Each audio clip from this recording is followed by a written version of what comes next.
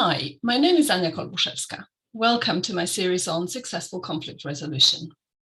In this video, we will look at strategies that we may adopt when faced with a confrontation or conflict. A model which helps understand the 5 basic strategies is known as the Thomas Kilmann model, and its name comes from the names of the 2 researchers who first put it forward. An easy way to understand the model is by thinking of my interests and needs versus the interests and needs of the other side of conflict. Protecting my interests is referred to as assertiveness, and acting in a way which helps protect the interests of the other side is called cooperation. So, assertiveness, my interests; cooperation, the interests of the other side. So what strategies does the model map out? First of all, very often we want to avoid conflict, and this happens at the expense of my interests as well as the interests of the other side. So we have the strategy of avoidance, which is very low on both assertiveness and cooperation. A strategy where I will protect my interests at all costs without considering the other side at all is standing my ground. And it's very high on assertiveness and very low on cooperation. An opposite to standing my ground will be giving in, where I will sacrifice my interests and needs in order to satisfy the needs and interests of the other side. So very low on assertiveness, but very high on cooperation. Right in the middle of the diagram, we have the strategy of compromising. And as you can guess, this is a situation where I meet the other side halfway. So I'm halfway up on both assertiveness and cooperation because this is a kind of give and take strategy.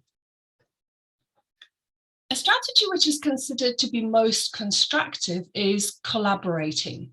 And it is a pretty exceptional strategy since in this scenario, we are very high on both assertiveness and cooperation. And when you think about a business negotiation, which is a type of confrontation, collaborating would be referred to as a win-win result of a negotiation. And for those of you who are skeptical about a win-win, research very clearly suggests that up to 80% of conflicts have the potential to be resolved in a collaborative way. So we have 5 conflict strategies, and of course it would be ideal if we could reach a win-win solution in all confrontations. But there are 2 issues that we need to consider. First of all, what is my default strategy? And when I'm talking about default strategy, I'm not talking about strategy that I would like to be able to use, but about my gut instinctive reaction to conflict. And just to give you an example, my default strategies are standing my ground or avoiding. These default strategies are very often results of our experiences. And very often they go back as far as our childhood. We tend to use the same strategies that we saw used in our families when we were little. So why is it important to be aware of your default strategy? Because it is only when you are aware of your instinctive reactions that you can change them and widen the range of strategies that you use.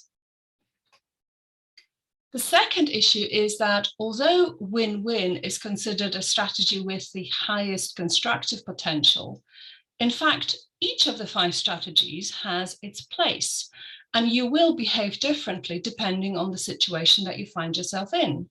So for example, if there is a fire in the building and you need to get everyone out of the building, you're not going to try to reach a compromise or a win-win. You're going to stand your ground and get everybody out of the building. Another example, avoiding conflict is a valid strategy if you don't really think that the issue is important at all. The important thing is to understand what are the benefits and drawbacks of each strategy to be able to use them wisely. In my next video, I'll be talking about transparency and how being transparent helps avoid conflicts or minimize them. Until then, thanks for watching and see you soon.